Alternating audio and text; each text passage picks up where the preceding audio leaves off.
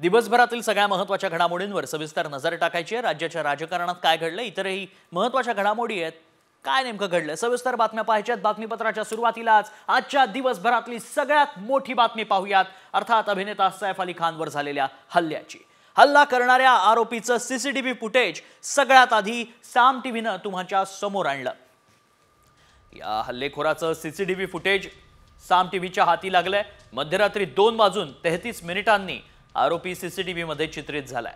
हल्लेखोराच्या शोधासाठी पोलिसांची 10 पथकं आता रवाना करण्यात आली आहेत। हल्लेखोराचं सीसीटीव्ही फुटेज साम टीव्हीच्या हाती लागलं। सैफ अली खानवर याच हल्लेखोरानं हल्ला केल्याचं पाहायला मिळालंय।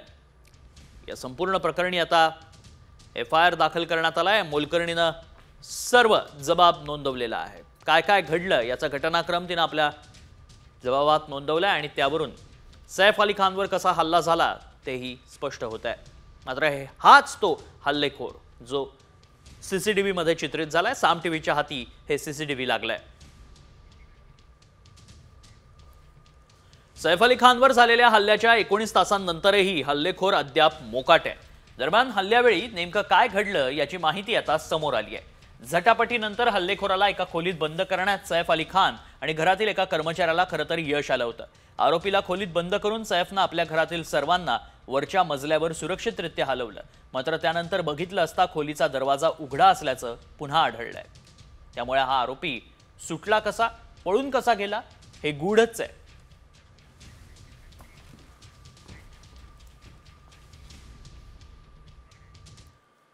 बॉलिवूड अभिनेता सैफ अली खानवर त्याच्या घरात घुसून हल्ला करण्यात आला आणि त्यामुळे अख्खं बॉलिवूड हादरलंय। हल्लेखोर सैफच्या घरात कसा घुसला, सैफवर कसा हल्ला झाला पाहूया। घरात घुसून सैफवर चाकू हल्ला।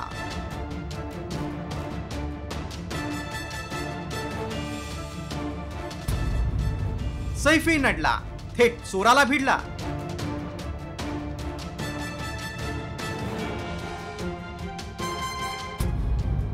सैफवर हल्ला की कट?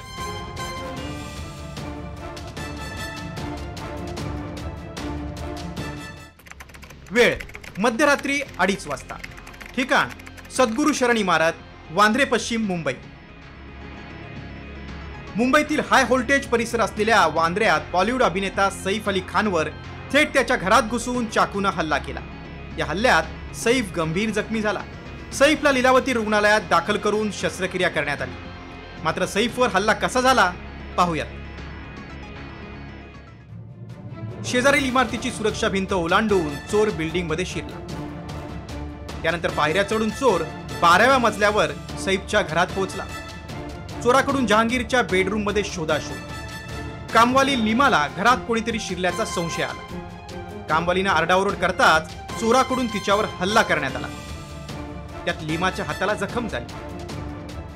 आरडाओरड ऐकून सैफ बेडरूमच्या बाहेर आला। चोर आणि सैफ अली खान मध्ये झटापट झाली। चोराकडून सैफ अली खानवर चाकूनं 6 वार करण्यात आले। एक सैफच्या मानेवर, एक मणक्यावर तर 4 वार हात आणि दंडावर झाले। हल्ल्यानंतर सैफ अली खानच्या पहिल्या पत्नीचा मुलगा इब्राहिमनं सैफला रिक्षातून लीलावती रुग्णालयात दाखल केलं। त्यानंतर सैफवर शस्त्रक्रिया करण्यात आली। 6 पैकी 2 वार खोलवर होते। He sustained major injury to the thoracic spinal cord due to lodged knife in the spine. Surgery was performed to remove the knife and also repair the leaking spinal fluid. 2 other deep wounds on his left hand and one on the neck was repaired by plastic surgery team. The entire surgery was monitored by Dr. Srinivas Kudwa as a cardiologist because of his other condition. He is completely stable now. He is recovering well and out of danger. हल्ल्यानंतर पोलिसांनी सैफच्या घरातील 8 कर्मचाऱ्यांची चौकशी केली आहे। तर चोराची ओळख पटल्यानं police त्याच्या मागावर आहेत। बिल्डिंग मध्ये एंट्री करून शिड्यांचा वापर करून अभिनेता सैफ अली खान यांच्या घरी एंट्री केलेल्याचं निष्पन्न झालेलं आहे। तो एक्युज्ड त्याचे डिटेल्स आम्हाला प्राप्त झालेले आहेत. त्या आरोपीला अटक करण्यासाठी 10 डिटेक्शनच्या टीम्स विविध ठिकाणी काम करतायत.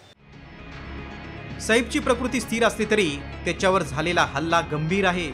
त्यामुळे हा हल्ला चोरीच्या उद्देशाने झाला की सैफच्या हत्येचा कट रचण्यात आला होता हे चोराच्या अटकेनंतरच स्पष्ट होणार आहे. ब्युरो रिपोर्ट, साम टीव्ही न्यूज.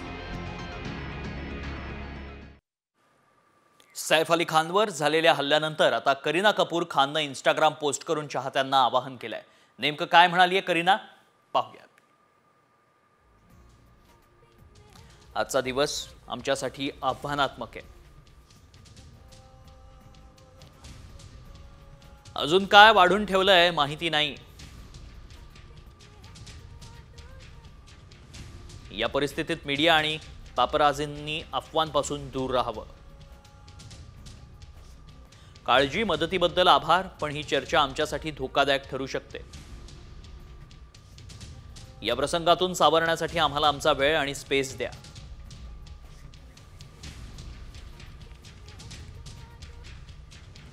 सैफ अली खानवरील हल्ला प्रकरणी एफआयआर मधून मोठा खुलासा झालाय. हल्लेखोरानं 1 कोटी सैफकडे मागितल्याचा उल्लेख एफआयआर मध्ये करण्यात आला. सैफचा मुलगा जहांगीरची नर्स एलियामाचा जबाब पोलिसांनी नोंदवला. त्यातून ही माहिती आता समोर आली आहे.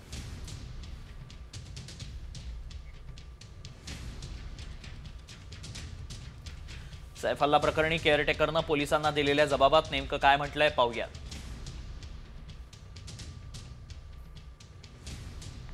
रात्री 2 वाजता जहांगीरला घेऊन झोपलेली असताना आवाज झाला. उठून बघितल्यानंतर बाथरूमचा दरवाजा उघडा आणि लाईट सुरू दिसला.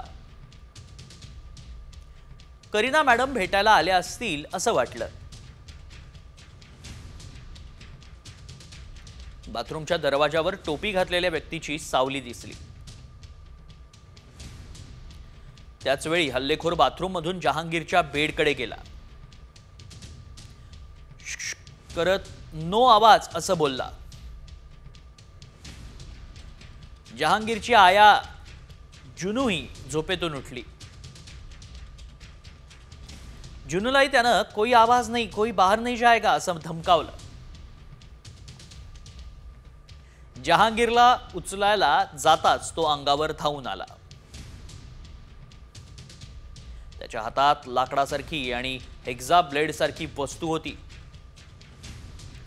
हल्लेखोरानं वार करताच माझ्या हातावर दुखापत झाली. आपको क्या चाहिए म्हणताच तो म्हणाला 1 करोड. जुनू रूमच्या बाहेर ओरडत गेली.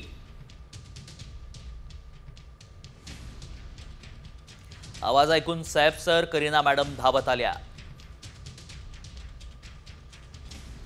सैफ सरांनी विचारलं, इंसान कौन है ये, इसे क्या चाहिए. हल्लेखोरानं वार करताच माझ्या हातावर दुखापत झाली.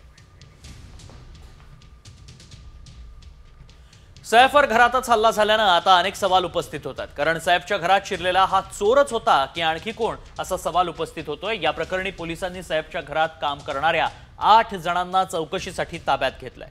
यात फ्लोरिंगचं पॉलिश करणारे 4 जण आहेत, तर 1 सुरक्षा रक्षक आणि 3 घरातील कर्मचाऱ्यांचा समावेश आहे. सैफच्या घरातल्या नोकरांचे मोबाईलही जप्त करण्यात आलेत. प्राथमिक माहितीनुसार चोरानं सुरुवातीला नोकराशी वाद घातला. आरडाओरड झाला तेव्हा सैफ आवाजामुळे बाहेर आला. त्यानं या वादात हस्तक्षेप करण्याचा प्रयत्न केला. तेव्हा चोरानं सैफवरच जीवघेणा हल्ला केला.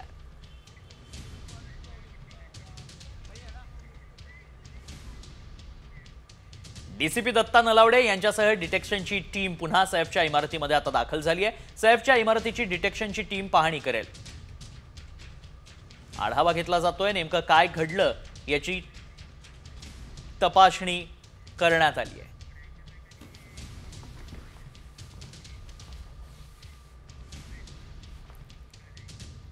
इकडे अभिनेता सैफ अली खानवर हल्ला म्हणजे मुंबईची कायदा सुव्यवस्था ढासळल्याचं लक्षण असल्याची टीका शरद पवारांनी केली आहे. वांद्रेमध्येच एका लोकप्रतिनिधीची हत्या झाली होती. याकडेही पवारांनी लक्ष वेधलं. एकच आहे की मुंबईची कायदा सुव्यवस्था किती खाली ढासळते याचंही लक्षण आहे. मध्यंतरी त्याचा उल्लेख तुम्ही केला, एकाची हत्या झाली त्याच भागात. आणि हा देशाचा प्रयत्न, या सगळ्या गोष्टी चिंताजनक आहेत. राज्य सरकारने, विशेषतः मुख्यमंत्र्यांनी, कारण गृह खातं त्यांच्याकडे, या गोष्टीकडे अधिक गांभीर्याने बघावं. बीड ते मुंबईपर्यंत राज्यात कायदा सुव्यवस्था नसल्याची टीका ठाकरे गटाचे खासदार संजय राऊतांनीही केली आहे. राज्यात काय चाललंय, गृहमंत्र्यांनी याचं उत्तर द्यावं असं राऊतांनी म्हटलंय. तर मुंबई ही असुरक्षित आहे असं म्हणणं योग्य नाही असं उत्तर मुख्यमंत्री देवेंद्र फडणवीसांनी विरोधकांना दिलंय. अली खानवरती चाकू हल्ला झाला, मोठा कलाकार आहे. काल देशाचे प्रधानमंत्री मुंबईत होते, त्याच्यामुळे सगळी सुरक्षा व्यवस्था तिकडे असणार. हे जे कलाकार आहेत मोठे मोठे, ज्यांच्या घराला बाहेर सिक्युरिटी आहे, त्यांना स्वतःला सुरक्षा व्यवस्था आहे, तिथेही सरळ चोर घुसतात आणि हल्ला करतात. 15 दिवसापूर्वी सैफ अली खान सहकुटुंब मोदींच्या भेटीला गेले होते आणि प्रधानमंत्र्यांनी त्यांच्या कुटुंबाबरोबर 1 तास व्यतीत केला होता. आणि त्यानंतर सैफ अली खानवरती हल्ला झाला. तो चोराने केलाय, कोणी केला, हा पुढला प्रश्न. पण या राज्यामध्ये कोणी सुरक्षित नाही. पोलिसांनी त्या संदर्भातली सगळी माहिती आपल्याला दिलेली आहे. याच्या पाठीमागे कशा प्रकारचा मोटिव्ह असू शकतो हे देखील आपल्याला त्यांनी सांगितलेलं आहे. कुठून ते आले हे देखील सांगितलेलं आहे. याच्यात पूर्ण कारवाई चालली आहे. देशातल्या मेगा सिटीमध्ये सर्वात सुरक्षित मुंबई आहे. हे खरं आहे की कधी कधी काही घटना घडतात, त्याला गंभीरतेने देखील घेतलं पाहिजे. पण केवळ त्या घटनांमुळे मुंबई असुरक्षित आहे असं म्हणणं हे याकरता योग्य होणार नाही की याने मुंबईची प्रतिमा देखील खराब होते. पण ते अधिक सुरक्षित राहिलं पाहिजे या दृष्टीनं निश्चित सरकार प्रयत्न करेल. सलमान खान नंतर आता सैफ अली खानही गँगस्टर लॉरेन्स बिश्नोईच्या रडारवर आल्याचा संशय व्यक्त होतोय. बिश्नोई गँगचं नेमकं काय कनेक्शन आहे त्यावरचाच हा रिपोर्ट. घरात घुसून सैफवर हल्ला. सैफवरील हल्ल्याचा मास्टरमाइंड कोण? सैफवरील हल्ल्याचं बिश्नोई कनेक्शन? बॉलिवूड अभिनेता सैफ अली खानच्या घरात घुसून जीव घेणा हल्ला झालाय. त्यामुळे अख्खं बॉलिवूड हादरून गेलंय. तर हा हल्ला चोरीच्या उद्देशानं झाल्याचं म्हटलं जातंय. मात्र ज्येष्ठ अभिनेते रजा मुराद यांना वेगळाच संशय आलाय. सेलिब्रिटी का घर है तो सुरक्षा तो उसकी भी अपनी होगी अपने घर में. इन तमाम सुरक्षाओं के बावजूद वो हमलावर कैसे पहुंचा फ्लैट के अंदर? अब मैं उसे चोर कहूं या मैं उसे हमलावर कहूं, ये कहना मुश्किल है. उसकी नीयत क्या थी वहां जाने की? वो सिर्फ चोरी करना चाहता था या उसका इरादा हमला करने का था, और वो भी जानलेवा हमला करने का था? आधी सलमान खानच्या घरावर गोळीबार, त्यानंतर शाहरुख खानला धमकी, पुढे बाबा सिद्दीकींची हत्या, यानंतर आता सैफ अली खानवर थेट घरात घुसून हल्ला करण्यात आलाय. त्यामुळे हा हल्ला सैफचा जीव घेण्यासाठी असल्याचा संशय बळावलाय. तर या हल्ल्याच्या संशयाची सुई 26 वर्षांपूर्वीच्या काळवीट प्रकरणामुळे बिश्नोई गँगच्या दिशेने वळाल्याची चर्चा रंगली. मात्र हे काळवीट प्रकरण काय आहे पाहूयात. सप्टेंबर 1998 जोधपूरमध्ये हम साथ साथ है या चित्रपटाचं शूटिंग सुरू होतं. चित्रपटाच्या शूटिंगसाठी सलमान, सैफ अली खान आणि तब्बूची हजेरी होती. 28 सप्टेंबर 1998 भावात जवळील कांकणी गावात काळविटाची शिकार करण्यात आली. कलाकार राहत असलेल्या फार्म हाऊस जवळ काळविटाचे अवशेष सापडले. काळविटाची शिकार केल्यानं बिश्नोई समाजाच्या भावना दुखावल्या. बिश्नोई समाजाकडून सलमानवर FIR नोंदवण्यात आला. सैफ अली खान आणि तब्बू यात सह आरोपी होते. 2018 लॉरेन्स बिश्नोईनं सलमान खानला संपवण्याचा इशारा दिला. बिश्नोई गँगनं सलमान खानच्या गॅलेक्सी अपार्टमेंटवर गोळीबार देखील केला होता. एवढंच नाही तर सलमान खानचे निकटवर्ती असल्यानं बिश्नोई गँगनं बाबा सिद्दीकींची हत्या केल्याचं समोर आलंय. त्यामुळे 1998च्या काळवीट हत्या प्रकरणी आरोपी बनवलेल्या सैफ अली खानवर हल्ला झाल्यानं या प्रकरणी बिश्नोई गँगचं कनेक्शन असण्याची शक्यता वर्तवली जाते। त्यामुळे सैफवर झालेला हल्ला चोरीच्या उद्देशाने होता की अजून दुसऱ्या कुठल्या उद्देशानं हे आता तपासातून स्पष्ट होईल। ब्युरो रिपोर्ट, साम टीव्ही न्यूज। त्यामुळे संपूर्ण प्रकरणात खरं तर प्रश्नच भरपूर आहेत। आता त्याची उत्तरं आणि काय काय खुलासे होतात हे पाहणंच महत्त्वाचं असणार आहे। वळूयात पुढच्या बातमीकडे। लाडक्या बहिणींसंदर्भातली बातमी आहे। लाडक्या बहिणींसाठी खरं तर खुश खबर आहे। होय, हप्ता लाडक्या बहिणींच्या खात्यात जानेवारीचा हप्ता हा 26 जानेवारीपासून जमा होईल अशी माहिती महिला आणि बालविकास मंत्री आदिती तटकरे यांनी दिली आहे। जानेवारीचा हप्ता 1500 रुपयांचाच असेल तर हप्ता वाढवण्याबाबत अर्थसंकल्पीय अधिवेशनात निर्णय घेण्यात येणार आहे।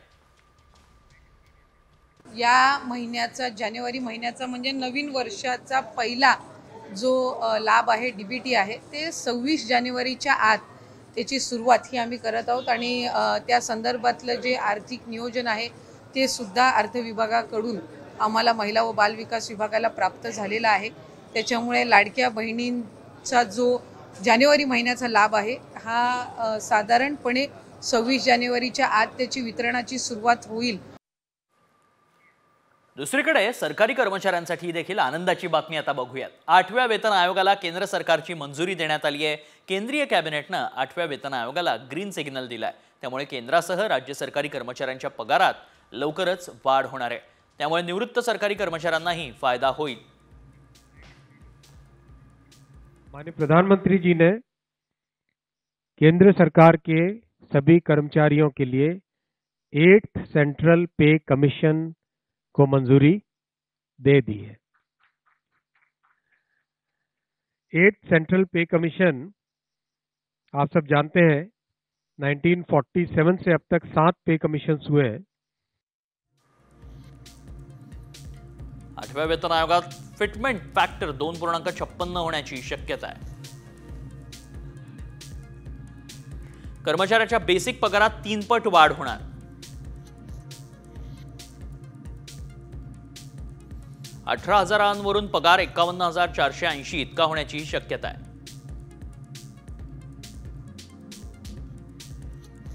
निवृत्त कर्मचाऱ्यांचं पेन्शन 186% वाढण्याची शक्यता।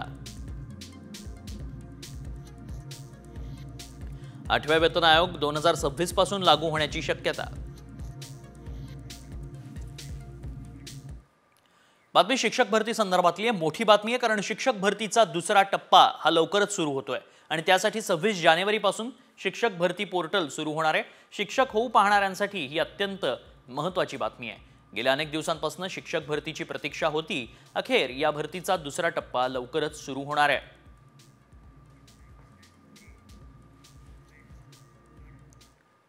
पुढच्या बातम्यांकडे। बातमी संतोष देशमुख हत्या प्रकरणासंदर्भातली आहे। एक मोठी बातमी आणि तितकीच धक्कादायक बातमी समोर येते। आरोपी वाल्मिक कराडचं अमेरिका कनेक्शन आता उघडकीस आलंय। होय, नेमकं काय हे कनेक्शन आणि यातून काय खळबळजनक माहिती समोर आली आहे पाहूया। कराडचं आणखी एक गौड बंगाल।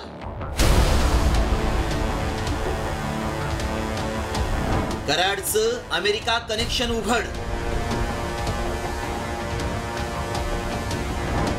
कराडच्या मोबाईलमध्ये कोणतं गूढ?